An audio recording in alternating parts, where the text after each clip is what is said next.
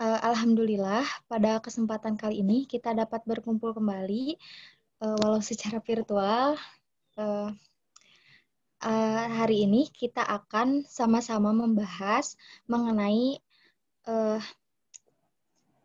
bagaimana cara menulis bahan ajar atau bahan belajar di Google Classroom menggunakan prinsip PL. Setelah kemarin kita membahas mengenai prinsip PL itu apa aja, nah sekarang kita akan sama-sama membahas mengenai cara bagaimana menuliskan bahan ajar di Google Classroom menggunakan prinsip PL. Mungkin untuk mengefektifkan waktu, langsung saja kepada Abah Irfan saya persilahkan.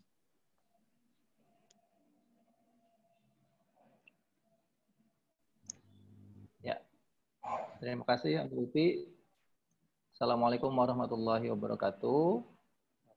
Ketemu lagi di pelatihan guru workshop guru abad 21. Saya mau sambil share screen. Ya, harusnya hari ini kalau di jadwal memang tentang pembuatan media ya, tetapi kita ubah menjadi membuat materi di Google Classroom menggunakan IL, Experiential Learning. Lebih tepatnya lagi kita IL-nya menggunakan Tandur. Nah, kenapa? Karena biar bersambung terus materinya dengan materi-materi sebelumnya, dengan Experiential Learning. Nah, saya sudah cek di Google Classroom, sepertinya masih sedikit yang berkunjung ke sana, makanya hari ini saya akan langsung aja ngajak berkunjung ke sana, bagaimana menerapkan IL-nya. Tapi sebelumnya, saya mau ngajak dulu main Kahoot.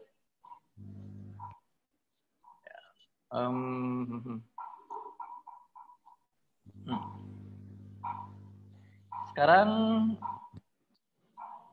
kita akan main Kahoot dulu. Untuk yang bisa dua layar boleh ikut main. Ini tentang experiential learning. Sebentar, ini udah ke-share belum? Udah screen share belum saya? Belum. Screen share ya. Oke. Nah, kita main Kahoot dulu. Untuk review sedikit materi sebelumnya. Yang pegang laptop dan HP mungkin bisa, tapi kalau yang pegang HP saja saya tidak tahu apa bisa atau enggak. Berapapun pemainnya kita akan coba sambil kita review ya. Masuk ke kahoot.it. Kahoot.it, masukkan kode 6229032. Masuk ke kahoot.it 6229032. Coba. Apakah ada yang bisa ikut main?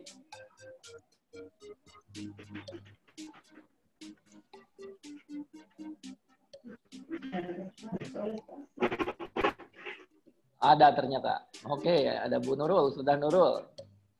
Kalau yang nggak bisa main berarti nonton yang main nanti ya. Tapi boleh nanti nulis jawaban di kertas. Ada Ambulena.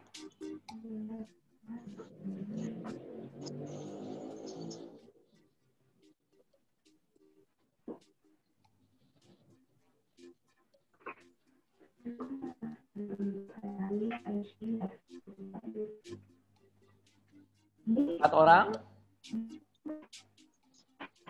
5 orang.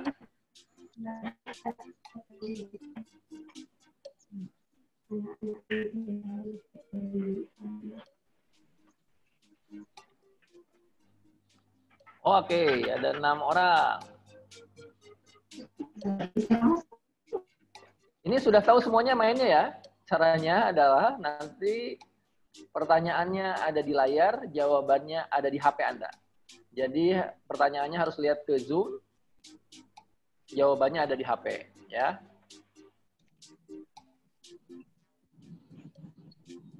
Saya tunggu sampai 10 orang lah.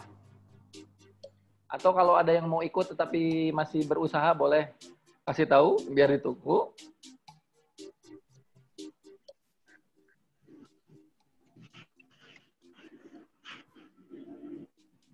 Tiga orang lagi, ayo.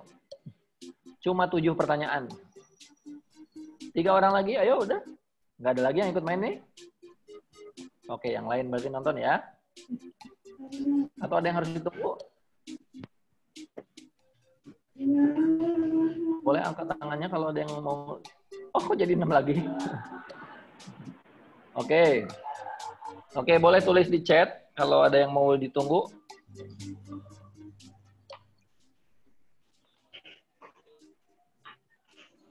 Oke, 8. 2 orang lagi. Saya tunggu 8 orang. 9. Oke, 1 orang lagi. 1 lagi. Kita mulai, seorang lagi. Oke, sudah. Ya. Oh, 11 ternyata. Menambah ya. Oke. Dimulai sekarang. 1. Oh, 12. Oh, masih ada ternyata. Ada yang harus saya tunggu lagi? Kalau enggak, sekarang mulai ya. Oke, sekarang mulai. 1, 2, 3. Oke, pertanyaan pertama. Ini tentang experiential learning, IL. Ya. Mana pembelajaran yang efektif? Mendengarkan guru ceramah, mencatat guru mendiktekan, melihat guru presentasi, melakukan simulasi dan praktik. Oke, yang mana? Silakan jawab.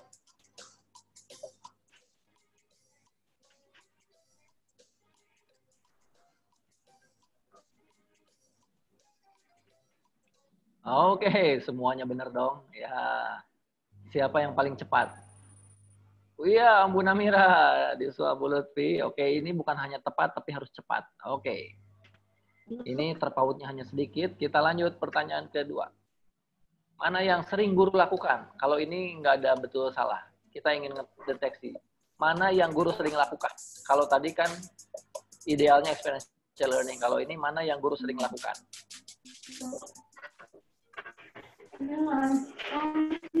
Kita mau survei nih.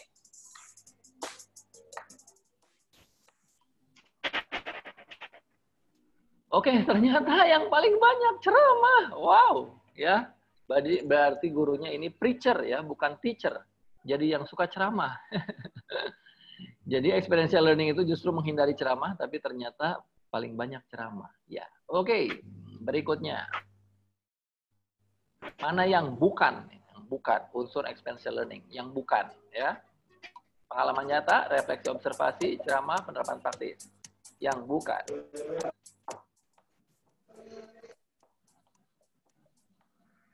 Oke. Masih. Waduh. Kemudian naik. Bu Nisrina turun. Oke. Urutkan. Kalau ini diurutkan ya, harus digeser. Ini kayak puzzle. Ingat nggak urutan dari experiential learning? Diurutkan.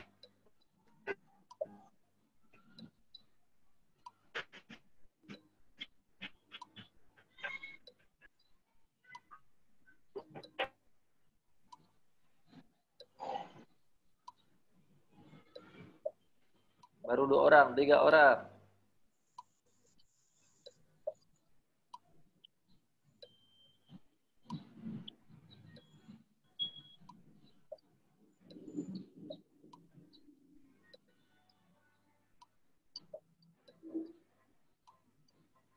Ayo, diurutkan.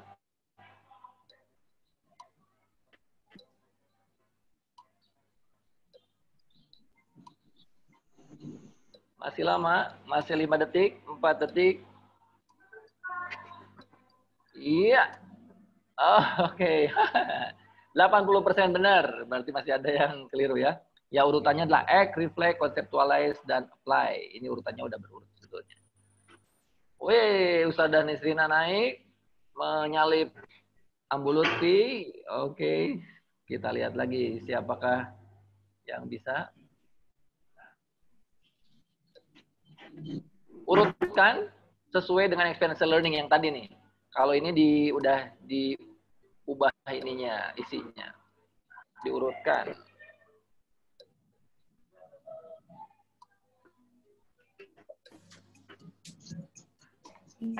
Urutannya mana nih? Mana dulu kalau dengan teori experiential learning?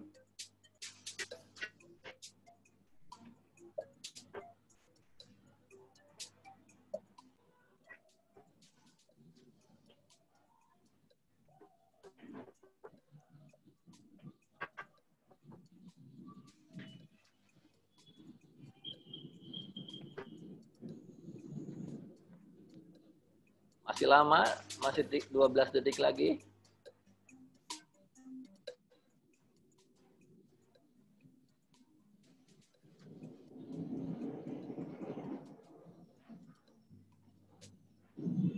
Ya. Oke. Yang betul ini ya, main game dulu, kemudian debriefing, inti pelajaran, kemudian menjawab soal. Ya, ini apply-nya ini. Ini adalah conceptualize-nya. Pertama main game dulu. Ya, seperti sekarang nih kita main game dulu. Wes, sambil kita naik lagi. 2 pertanyaan lagi. Urutkan sesuai dengan konsep experiential learning. Mana dulu nih? Kalau dengan konsep experiential learning, mana dulu? Masih ingat?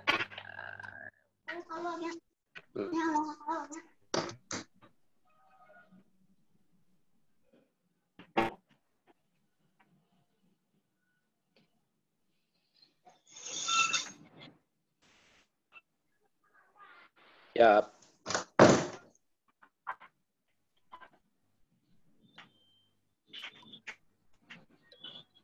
Masih lama.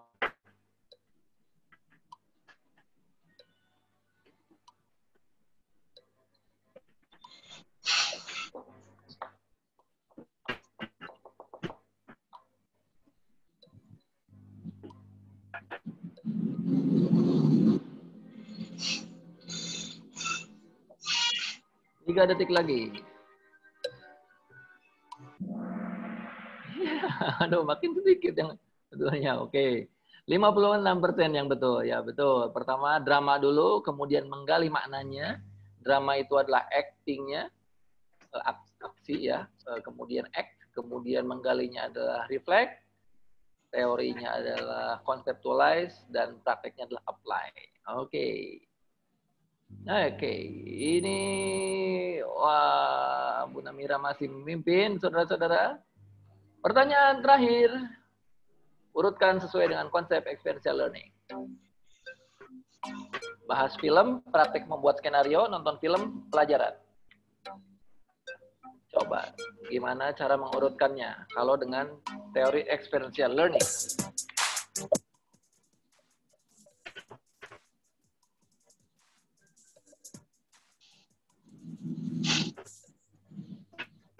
Urutkan.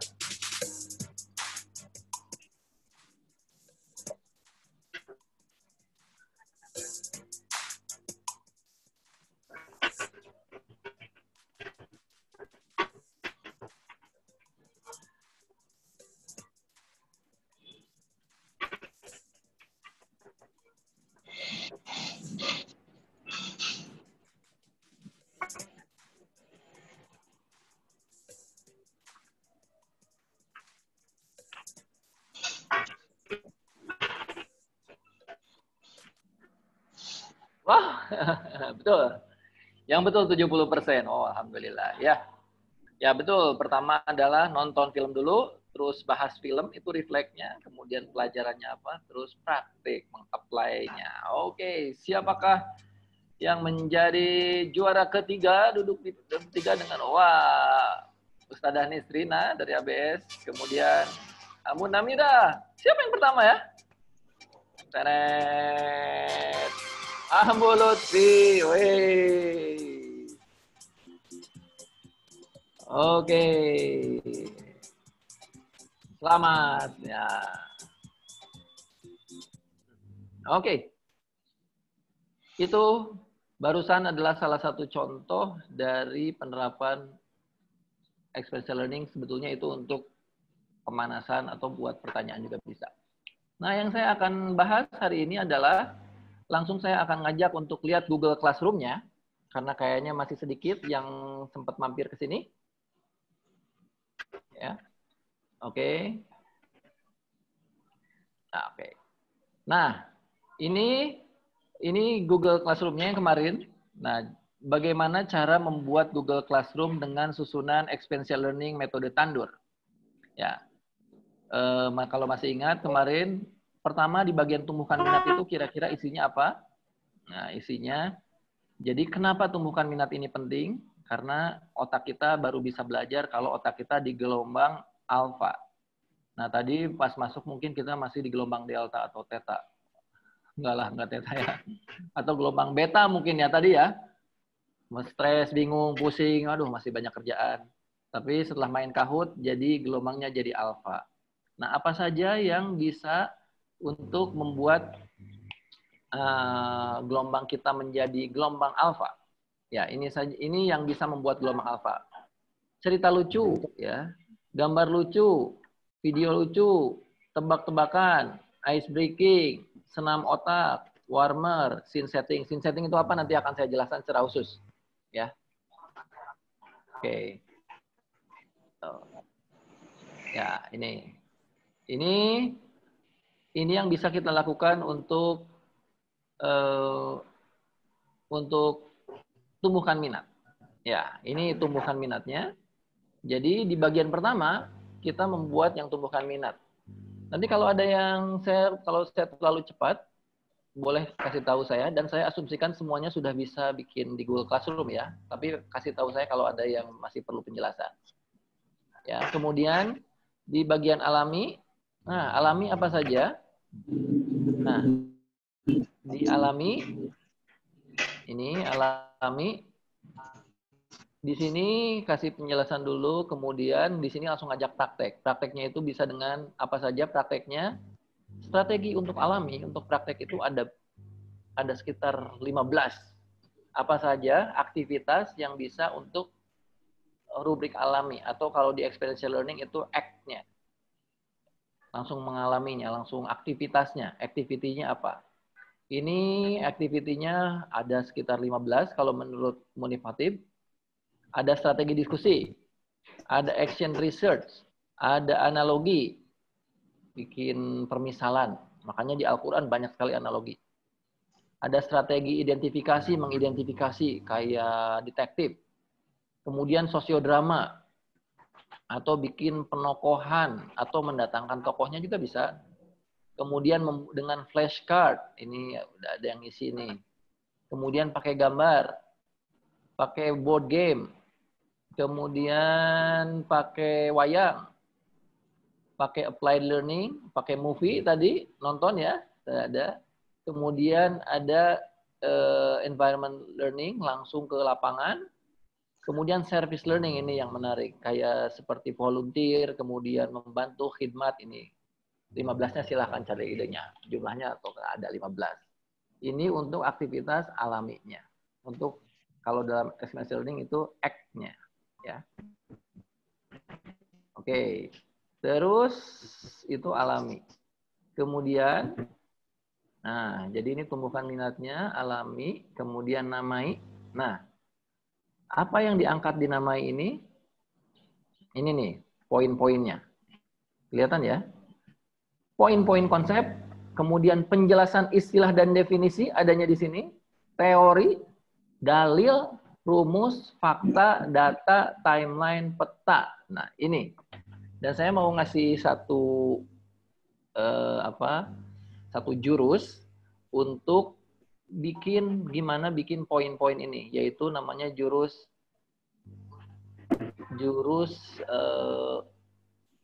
power of point, ya, kekuatan poin. Kalau kita memberikan inti pelajaran itu harus pakai poin. Contohnya ini.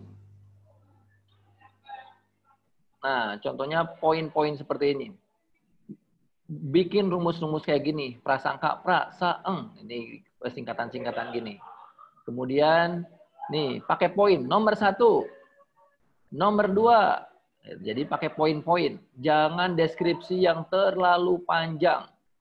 Kalau kita memberikan poin-poin inti. Kalau banyak, bikin jadi 3 poin, mungkin maksimal 7 poin, tapi 7 poin itu kebanyakan juga. Ya. Jadi kalau di experiential learning itu tadi conceptualization, kalau di sini di Tandur itu namanya itu ini adalah sinopsis yang kita deskripsikan dalam bentuk poin-poin, penjelasan dan seterusnya. Jadi kalau ada dalil semua ada di sini. Ya. Itu namai. Oke, jadi tadi tumbuhkan minat, alami, namai, kemudian setelah minatnya tumbuh, setelah dia langsung experiencing, langsung conceptualization. Nah, ini apply, ini apply-nya. Jadi kalau ini apply-nya, demonstrasikan. Nah, sudah tahu teorinya, sudah mengalami prakteknya, sekarang menerapkan dalam kehidupan sehari-hari, yaitu membuat karya, mendatangkan tokoh atau pakar langsung yang memberi contoh atau praktik. Kalau tadi kan teori, kemudian diberi tugas untuk ke lapangan, menerapkan apa yang sudah dipelajari, memberikan contoh kasus tambahan, menerapkan teori pada situasi yang berbeda, mengulang taktik yang dilakukan dialami dengan perbaikan hasil pembelajaran, kerja kelompok dan presentasi studi kasus dengan berbagai jenis kasus. Nah, ini contoh-contoh saja. Ya, ini jadi misalnya ini ada contohnya demonstrasikan. Ini misalnya, ini dikasih studi kasus. Ini ceritanya tadi tentang prasangka, tentang percaya diri. Halo, saya cowok Ambon, masalah saya mungkin sepele tapi mengaku kulit saya hitam kayak orang, rambut saya keriting kayak brokoli katanya. Ujungnya, tolong saya dong kasih nasihat. Nah, nanti anak-anak nulis nasihatnya di sini. Jadi tadi sebelumnya di inti pelajaran sudah dikasih tahu tentang percaya diri itu apa. Di permainan itu ada permainan tentang percaya diri. Di sini dibuatkan sebuah worksheet, lembar kerja yang anak-anak bisa menerapkan, ngasih nasihat ke orang lain, mempraktekkan.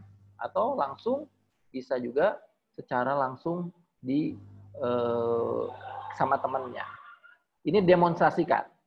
Jadi experiential learning itu sebetulnya action, conceptualization, di sini ada reflection ya, di antara ini ada reflection, kemudian ini conceptualization, kemudian application. Nah, kalau ini tambahannya ulangi biar penguatan. Ulangi itu bisa dengan kuis, latihan soal, membuat rangkuman materi, dan bikin mind mapping, atau bikin speed dating. Apa itu speed dating? Speed dating itu dua orang secara cepat dia harus mengulangi apa yang sudah disampaikan. Nah, kalau di Google Classroom kita bisa membuatnya di Google Form. Di Google Form seperti ini, dan kita bisa nanti langsung menilainya. Nah, nanti tinggal submit ya. Oke. Ini contoh soalnya. Kemudian rayakan. Tandur, rayakan. Bisa dengan doa, bisa nyanyi, yel-yel, memberikan apresiasi. Kita bisa kasih diari refleksi seperti ini. Nah, ini kasih diari refleksi seperti ini. Kalau di Google Classroom mereka nanti mengisi. Ya. Nah, ini jadi di Google Classroom ini kalimat-kalimat pengantarnya nggak panjang-panjang, sedikit-sedikit, kemudian langsung interaksi. Kemudian alami juga langsung interaksi. Itu ada file-filenya. Nah, kelebihan Google Classroom ini anak-anak bisa nanti mengisi isian-isian dan guru bisa menilai. Nah, ini ada contoh yang saya buat. Kalau ini tadi ini adalah teorinya, cara-caranya. Ini ada yang saya buat untuk materi nanti disiplin positif yang akan kita pelajari juga. Bagaimana mengajarkan tentang konsekuensi logis, bukan hukuman, dengan metode tandur. Ini bisa dilihat. T-nya tumbuhkan minatnya apa kira-kira. Nah, ini saya bikin sebuah cerita lucu. Ini tebak-tebakan. Ternyata karena wabah COVID, pasar buah-buahan ditutup. Yang kedapatan berjualan akan dihukum berat, yaitu memakan buah yang dagangannya bulat-bulat. Harus dimakan dagangannya tuh. Ternyata masih ada saja pedagang yang nakal. Satu, pertama, pedagang pisang. Dia terpaksa makan pisang dengan kulitnya. Dia meringis awalnya, tapi kemudian tersenyum. Karena dia melihat pedagang kedua. Apa pedagang kedua? Ternyata pedagang salak. Sama pedagang salak juga meringis, tapi kemudian ketawa. Karena melihat pedagang nomor 3. Siapakah pedagang nomor 3 ini? Ini ada yang jawab di sini ya. Pedagang durian, katanya. Atau ini pedagang durian, ya kebanyakan pedagang durian ya. Ini jadi tumbuhkan minat aja, hanya tebak-tebakan. Karena tadi ditumbuhkan minat itu salah satunya untuk membuat otak kita dari theta, dari stres menjadi alfa. Atau dari ngantuk, dari beta menjadi alfa, menjadi segar, rileks. Ya, kemudian alaminya apa? Di sini ada studi kasus. Ada studi kasusnya, kita ngasih studi kasus, kemudian ini reflection-nya. Refleksinya nanti anak-anak harus mengisi refleksinya di sini. Nih ada refleksinya dengan tanya jawab seperti ini. Kemudian setelah alami ini, kemudian namai baru conceptualization. Jadi apa itu konsekuensi logis? Apa bedanya konsekuensi logis dengan hukuman? Apa ciri-cirinya? Nah, ini tadi di sini dialami sudah ada sebetulnya disampaikan. Ini tinggal menyimpulkan, kemudian mengkonseptualisasikan. Kalau bisa untuk nama ini kita bikin poin-poinnya dengan di layout dengan sebaik mungkin, jangan Canva. Kalau yang belum bisa Canva, nanti kita ada sesinya bagaimana bikin Canva-nya. Bikin ngedesain tanpa harus belajar desain. Ya, ini 4 efek samping dari hukuman. Ada ininya dibikin warna-warna gini, kemudian ini dibikin tabel-tabelnya. Jadi anak-anak atau pembelajarnya membaca dengan relatif lebih mudah. Nah, ini seperti tadi saya sampaikan, di conceptualization ini selain poin-poin, kita juga kalau bisa sampaikan data dan fakta. Karena ini membantu meyakinkan dan menguatkan inti yang ingin kita sampaikan. Jadi bukan hanya poin-poin dari kita saja. Ini misalnya gunakan juga akronim-akronim seperti ini. 3R 1H. Related, respectful, reasonable, helpful. Ini unsur konsekuensi logis. Nah, kalau bisa kita bikin akronim-akronim seperti ini, kemudian membuat poin-poin seperti ini. Kalau bayangkan kalau ini semuanya penjelasannya, inti pelajarannya teks saja, pasti itu menjenuhkan. Bikin semenarik mungkin untuk poin-poin dari pelajaran ini. Ya. Ini itu namai. Nah, ini namainya. Ya, di sini ada refleksinya, di sini ada conceptualization-nya. Kemudian demonstrasikan. Nah, demonstrasikan ini langsung di sini ada. Jadi di sini kita selalu memberikan pengantarnya. Pengantarnya kemudian di worksheet-nya di sini baru anak-anak bisa ngisi. Ada 3 contoh jenis konsekuensi logis. Jika merusak, maka harus memperbaiki. Jika mengabaikan kewajiban, maka kehilangan hak. Jika mengganggu, maka diberi jeda. Simak contoh-contoh dari 3 jenis konsekuensi logis di worksheet ini, lalu tuliskan contoh lainnya. Nah, ketika diklik, nanti pembelajar bisa lihat contoh-contoh di sini, sekaligus bisa mengisi, berikan contoh yang lainnya di sini. Misalnya saya di sini ngisi contoh. Contohnya adalah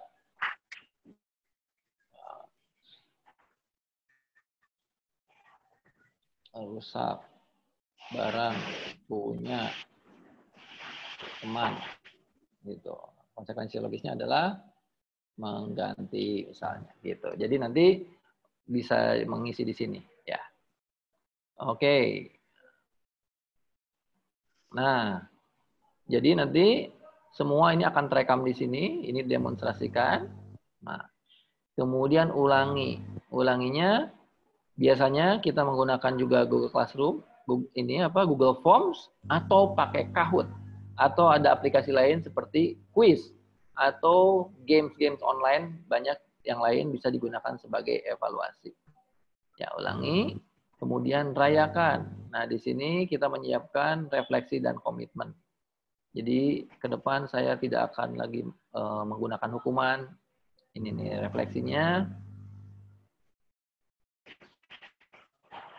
Diari Abahamu. Waktu dulu saya pernah dihukum karena membuat saya sakit hati dan diperlakukan tidak adil itu. Nah, tapi orang yang karena tidak memahami konsep mesin positif, karena itu saya akan memaafkan atau dendam. Nah, terus, jadi ini jadi refleksinya. Ya, ini jadi rayakannya itu adalah dengan bentuk refleksi.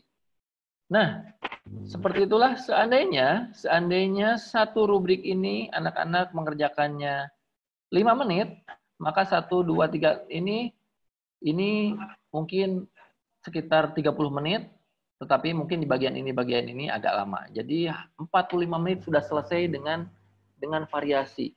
Jadi bukan hanya berceramah saja, bukan hanya menyampaikan materi saja, tapi ada interaksinya. Jadi Google Classroom ini sebetulnya sudah sangat nyaman untuk kita membuat rubrikasi, untuk mengatur agar pembelajaran itu menjadi punya rubrikasi, sehingga tidak terasa. Bayangkan kalau ini cuma 1 rubrik, 60 menit itu agak lama. Tapi kalau dibagi menjadi 5 rubrik, 10, 10, 10, 10 relatif lebih cepat dan variasi. Seperti kita nonton film 60 menit, kalau tidak ada variasi, tidak ada pergantian adegan, pasti kita akan jenuh. Gitu. Nah, di sini nanti boleh dilihat lagi, ini contohnya bagaimana bikin experiential learning tandur dengan menyampaikan materi ini. Nah, tantangannya adalah sebelum nanti masuk ke materi berikutnya, karena materi berikutnya kita akan banyak penggunaan medianya, tidak hanya Zoom, karena Zoom ini adalah media yang sebetulnya tidak efisien. 1 jam ini, Ibu Bapak, ini bisa menghabiskan kuota 1 giga. Artinya kalau yang berlangganan 120.000, 12 giga ya, 12 giga, itu hanya cukup untuk 12 kali nge-Zoom. 12 kali nge-Zoom udah habis ya. Ya. Jadi saya juga ini nggak akan lama-lama sekarang, karena tidak ingin menghabiskan kuota. Walaupun nanti ada kabar gembira bahwa peserta Guru Abad 21 ini nanti akan ada subsidi kuota dari panitia. Betul nggak ya? Ambolisna ya, betul. Ya, nanti kita akan kasih kuotanya. Tetapi untuk yang menyelesaikan tugas. Nah, jadi ini adalah contohnya, tetapi contoh ini tidak akan bisa kita serap kalau kita tidak mendemonstrasikan, kita tidak mencobanya. Oleh karena itu, saya ngasih tantangan pada Bapak Ibu semua yang pernah bikin Google Classroom, di-share linknya ke kami, di-share linknya di grup WhatsApp, sehingga setiap orang bisa menengok Google Classroom-nya. Di-share kodenya ya. Nah, boleh memperlihatkan yang belum pakai experiential learning, biar kita tahu biasanya seperti apa. Atau sebetulnya tantangannya adalah kita ingin menantang Bapak Ibu membuat Google Classroom satu pelajaran apapun, mau pelajaran matematika, mau pelajaran IPA, IPS, agama, bebas.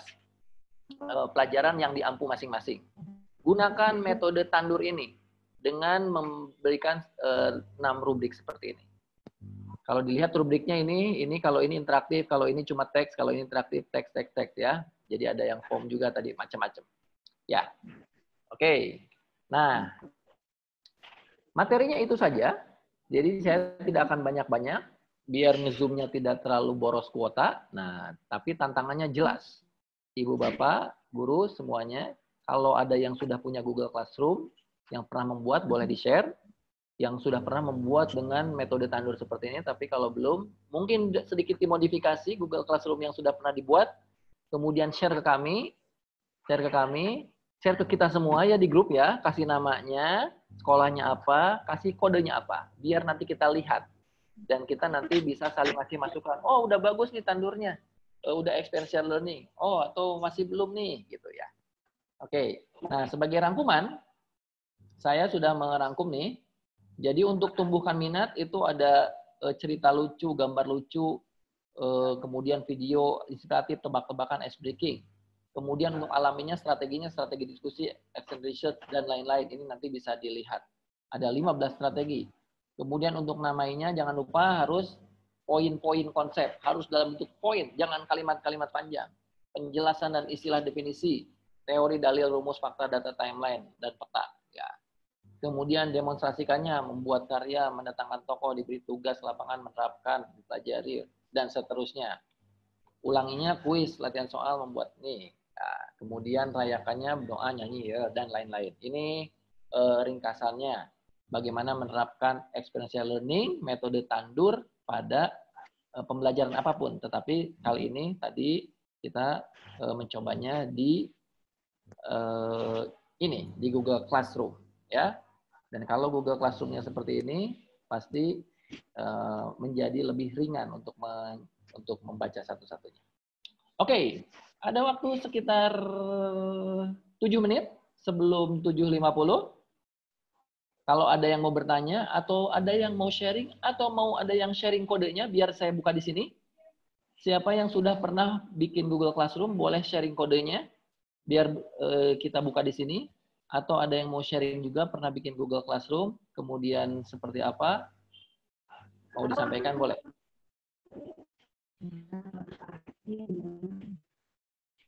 Halo? Di pertemuan berikutnya nanti kita akan menyampaikan gimana menerapkan experiential learning dengan WhatsApp. Gimana tuh WhatsApp ya? Boleh di sini siapa acungkan tangannya yang sudah pernah bikin modul di Google Classroom? Angkat tangannya. Baik menggunakan experiential learning maupun tidak. Silakan angkat tangannya. Di itu raise hand, atau reaction. Mana reaction ya? Kok nggak ada reaction saya? Oh, ini ada. Boleh? Angkat tangannya siapa yang sudah raise hand atau reaction? Yang sudah pernah bikin modul di Google Classroom? Pasti semuanya ya? Nggak ada yang angkat tangan nih. Cuma saya ini. Semuanya pernah lah.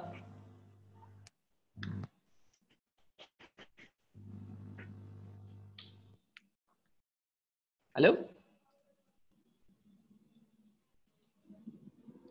Kalau di chat banyak yang bilang belum lah. Oh, banyak yang bilang belum. Di mana? Oh, di chat ya? Oh, sebentar. Saya lihat chatnya. Oh, belum pernah. Oh, ini ada nih. Oh, ini. Ada 7 Z. Oke, nanti kita lihat ini ya kodenya.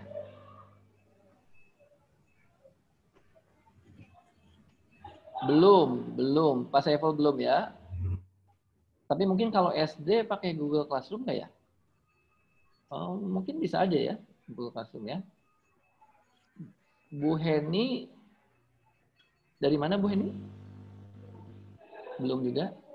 Ibu Juju, Bu Heni dari SMP apa SD? Bu Elis juga belum pernah. Oh, oke. Oh, kalau belum pernah, mungkin tadi penjelasan saya apakah terlalu cepat? Belum juga.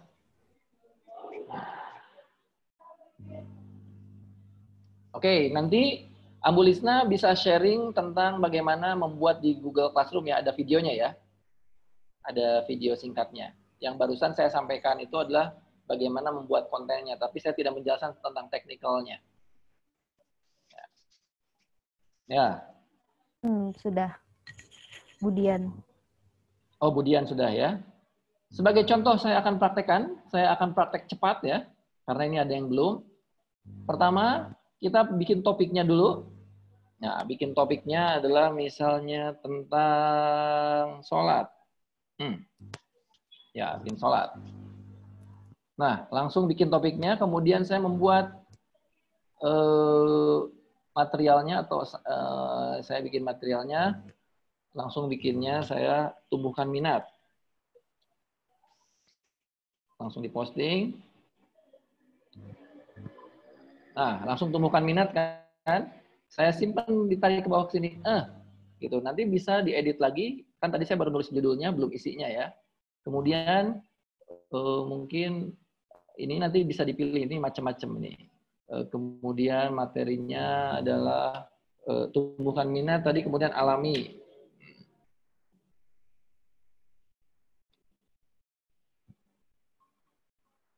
Nah, ini tarik ke sini dan seterusnya sampai nanti menjadi ada 6 rubrik. Jadi ini seperti bikin RPP ya. Oke, oh ya, caranya nanti sudah teknis cara pembuatan Google Classroom-nya akan di-share PDF nanti ya. Ya. Tapi ini sebagai contoh, tadi saya baru membuat 2 rubrik, tapi nanti ujungnya akan menjadi 6 rubrik seperti ini. Apa saja isi rubriknya yang tadi saya sampaikan. Ya. Ya, oke. Jadi yang sudah adalah Ibu Dian. Oke. Mungkin ada yang mau bertanya atau mau sharing? Ada waktu sekitar 2 menit lagi. Nah, kalau tidak ada, tuh tantangan saya adalah kepada yang belum, nanti simak cara membuatnya bagaimana ya, secara teknis ya. Tadi yang saya jelaskan adalah prinsip kontennya. Saya tidak ngejelasin teknisnya. Teknis cara membuat Google Classroom-nya akan di-sharing oleh Ambu Lisna. Ya. Kemudian, nah kontennya tadi apa saja 6 rubrik dalam setiap materi itu yang tadi saya jelaskan. Nanti bisa dicek lagi di Google Classroom yang sudah di-sharing, jadi bisa dibaca lagi. Kemudian kalau sudah, nanti silahkan share kodenya. Ya, kami tunggu selama seminggu ini. Silahkan share kodenya, di-share kodenya ke kami atau ke kita semua di grup, biar bisa saling belajar, saling ngintip. Oh, Google Classroom-nya seperti apa. Dan sebetulnya setiap guru tidak usah bikin Google Classroom masing-masing antar sekolah ini yang tergabung di sini. Nanti kita bisa saling sharing Google Classroom-nya. Jadi yang kita buat itu bisa digunakan juga oleh sekolah lain. Jadi kita saling berbagi. Oke. Ya, oke. Makasih Pak Riki. Jadi nanti katanya mau dicoba ya. Google Classroom ini setahu saya, karena udah nyoba beberapa, Google Classroom ini paling asik, paling mudah, dan paling banyak digunakan ya. Cuman Google Classroom ini hanya alat. Isinya gimana kita? Kalau isinya keren, ya akan menarik. Tapi kalau isinya biasa-biasa, ya anak-anak akan biasa-biasa saja. Ya, jadi tadi menerapkan bagaimana prinsip Tandur, prinsip experiential learning pada Google Classroom ini dengan 6 step tadi. Ya. Oke. Abah, ya, gimana? saya boleh nanya? Boleh. Saya mau raise hand, tapi buat saya mah nggak ada raise hand ternyata. Nah, saya penasaran. Kan beberapa dari, sebenarnya nanyanya bukan ke Abah, justru ke peserta.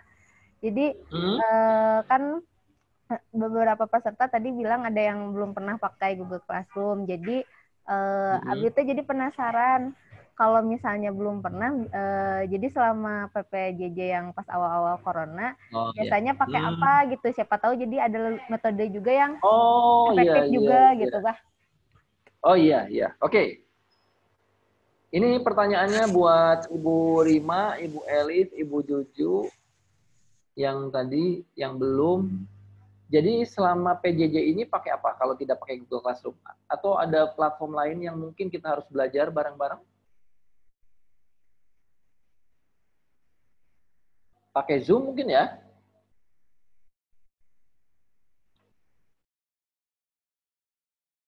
Pak Riki juga? Boleh jawab? Boleh lewat suara, boleh lewat chat? Pakai Zoom, WA, pakai Edmodo. Bu Lena pakai Edmodo, ya. Pakai Edmodo. Edmodo keren juga. Edmodo lebih gamify, pakai ada badge-nya, ya. Oke. Bu Lena boleh bersuara dong, saya pengen denger Edmodo-nya. Boleh di-unmute, Bu Lena? Saya pengen ngobrol. Ya, ini dengan Bu Lena? Bu Lena? Ya, Bah. Ya. Bu Lena dari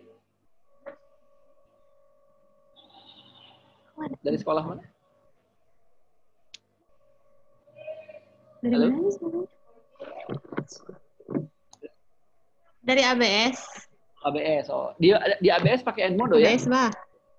Iya, di ABS pakai Edmodo. Ada yang pakai Google Classroom, ada yang pakai Edmodo. Kalau kelas saya kebetulan karena dari kelas 1-nya udah pakai Edmodo, jadi kesininya pakai Edmodo. Kalau santriwati baru itu pakainya Google Classroom yang baru masuk. Apa kelebihan Edmodo dari Google Classroom?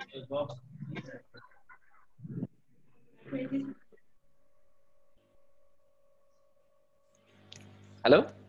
Kelebihannya apa ya Edmodo dari Google Classroom? Atau ada fitur yang menarik apa di Edmodo yang mungkin tidak ada di Google Classroom?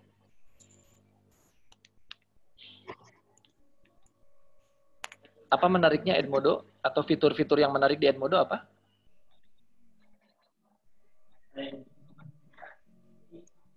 Halo, boleh nak?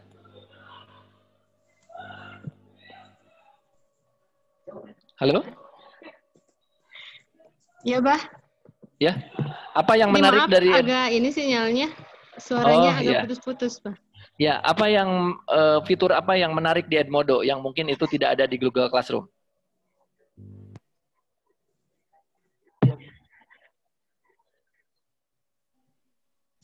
Sebetulnya kalau fiturnya hampir sama, kayak ada assignment teori. Nggak tahu kalau di Google Classroom bisa nge-share kayak Facebook gitu, postingan, terus nanti bisa di-komen sama anak-anak. Oh. Di Google Classroom bisa nggak ya? Kalau di Edmodo ada kayak gitu, jadi di Google bisa Classroom ini kita di sini, ngeposting di Google... kayak semacam gambar. Boleh anak-anak absen nanti di saya.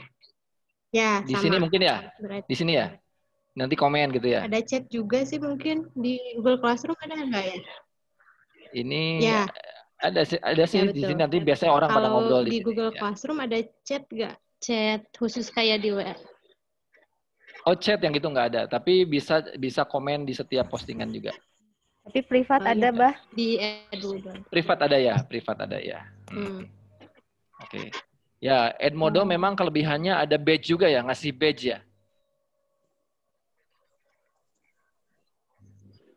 Ya, oke, kayaknya ya.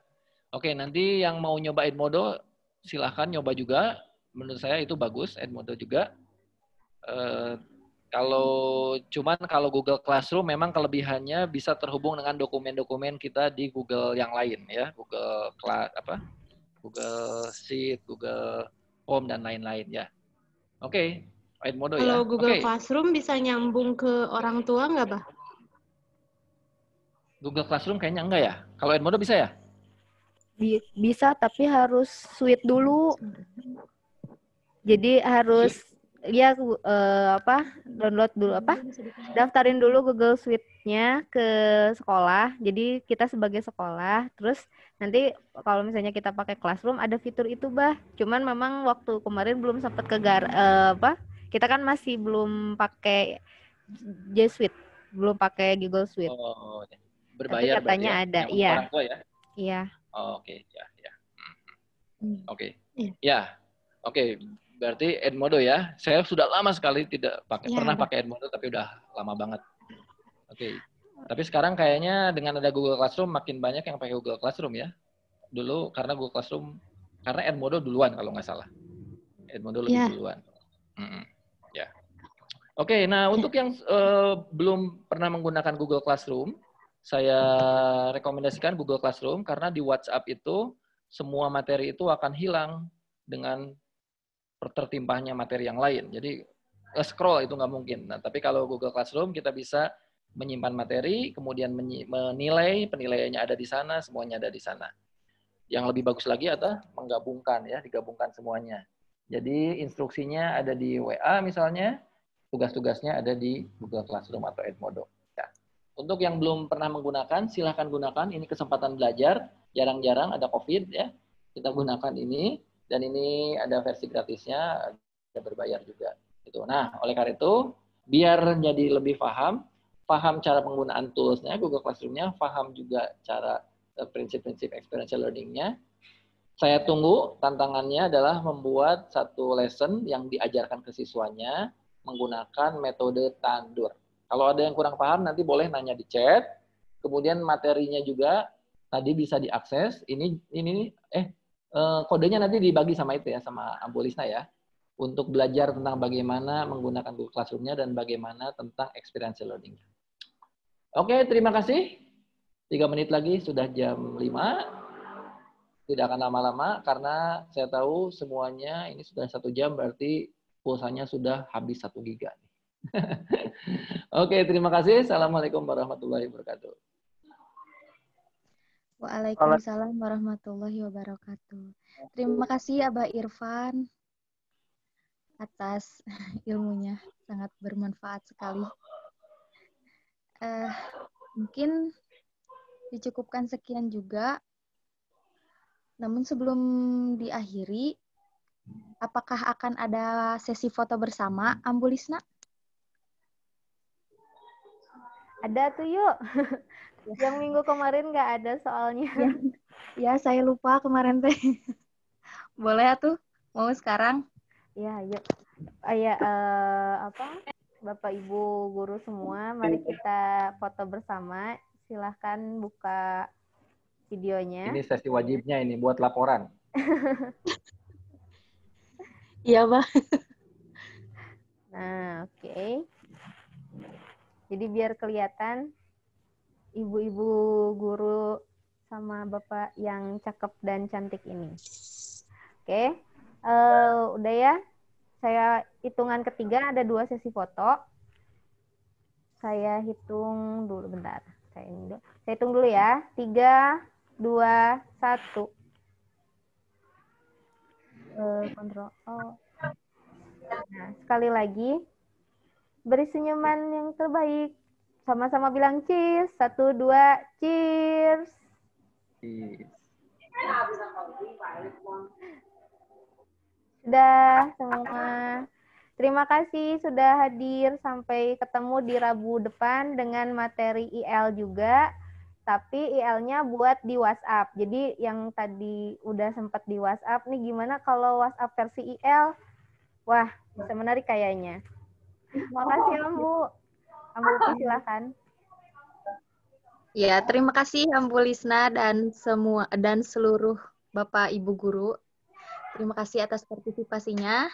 Kita tutup saja sesi ini dengan bacaan hamdalah bersama-sama. Alhamdulillahirabbil alamin. Amin. Billahi fisabilillah. Fastabiqul khairat. Wassalamualaikum warahmatullahi wabarakatuh. Waalaikumsalam warahmatullahi wabarakatuh. Terima kasih sudah hadir. Semangat buat belajar di sekolahnya. Fotonya dikirim ke WA, Bu Ambu. Oh, ya siap. Saya nanti kirim ke WhatsApp. Assalamualaikum.